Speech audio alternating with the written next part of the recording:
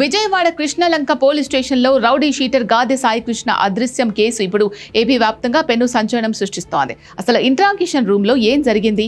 ఆ గది గోడలపై రక్తపు మరకలు ఎవరివి? ఆ రక్తాన్ని దాచడానికి అర్ధరాత్రి పెయింట్ వేయించింది ఎవరు? ప్రత్యేక దర్యాప్తు బృందం అడిగిన 30 పవర్ఫుల్ ప్రశ్నలకు మాజీ సీఐ నాగరాజు ఎందుకు వణికిపోయారు? రెండో రోజు కూడా ఆయన ఎందుకు నోరు విప్పడం లేదు? ఈ లాకప్ డెత్ మిస్టరీ వెనుక ఉన్న అసలు నిజాలేంటి? RMP doctor కథేంటి?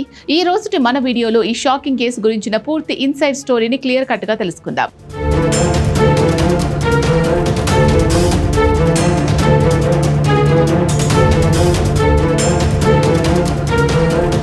కేసు వివరాల్లోకి వెళ్తే రౌడీ షీటర్ గాదె సాయి కృష్ణను టాస్క్ ఫోర్స్ పోలీసులు మే నెల 6వ తేదీన మార్కాపురం నుంచి అదుపులోకి తీసుకుని కృష్ణలంక పోలీస్ స్టేషన్లో అప్పగించారు. అయితే అప్పటి నుంచి సాయి కృష్ణ ఏమయ్యాడో ఎవరికీ తెలియదు.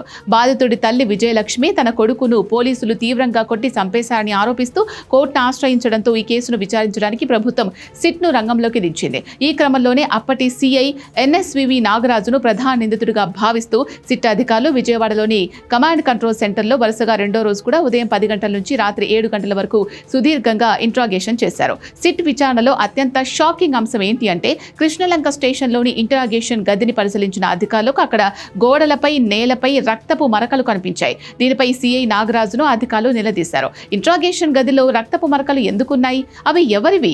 ఆ మరకలను దాచడానికి రాత్రికి రాత్రే ఆ గదికి పెయింట్ ఎందుకు వేయించారు అని ప్రశ్నించగా సిఐ నాగరాజు నాకేం తెలియదు, నేను పెయింట్ వేయించలేదు అంటూ తప్పించుకునే ప్రయత్నం చేశారు. కానీ సిట్ అధికారులు ఇక్కడే గట్టి కౌంటర్ ఇచ్చారు. నాగరాజు ఆదేశాల మేరకే తాము పెయింట్ వేయించామని ఒక కానిస్టేబుల్ ఇప్పటికీ సిట్ ముందు నిజం ఒప్పేసుకున్నాడు. ఈ విషయాన్ని నాగరాజుకు గుర్తు చేయగా అలా ఎందుకు చెప్పాడో కానిస్టేబుల్ని అడగండి, నాకు సంబంధం లేదు అంటూ బాధ్యత రాహిత్యంగా సమాధానం దాటవేశారు. కథ ఇక్కడితో అయిపోలేదు. సాయి కృష్ణను స్టేషన్లో పెట్టి 3rd డిగ్రీ ఉపయోగించిన టైంలో అతని పరిస్థితి విషమించడంతో అర్ధరాత్రి వేళ ఒక ఆర్ఎంపీ డాక్టర్ను పోలీస్ స్టేషన్కు పిలిపించి రహస్యంగా ఇంజెక్షన్లు ఇప్పించినట్లు సిట్ విచారణలో తేలింది. అసలు ఆర్ఎంపీని స్టేషన్కి ఎందుకు పిలిపించారు?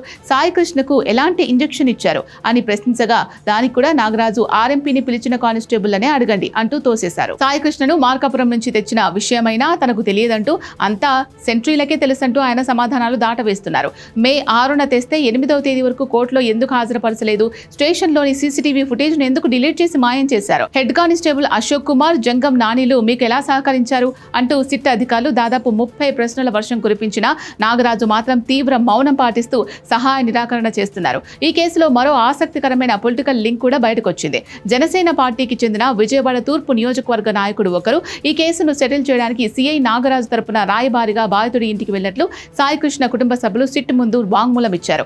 ఆ రాజకీయ నాయకుడితో సిఐ నాగరాజుకున్న సంబంధం ఏంటి అనే కోణంలో కూడా దర్యాప్తు జరుగుతోంది. ఇదిలా ఉంటే ఈ సిట్ అధికారులు నాగరాజుతో మాట్లాడేందుకు తమకు కనీసం భోజన టైంలో కూడా అవకాశం ఇవ్వడం లేదని సుప్రీంకోర్టు నిబంధనలను ఉల్లంఘిస్తున్నారంటూ నాగరాజు భార్య భవానీ హైకోర్టులో పిటిషన్ దాఖలు చేయడం ఈ కేసులో మరికొంత ఉత్కంఠను రేపింది.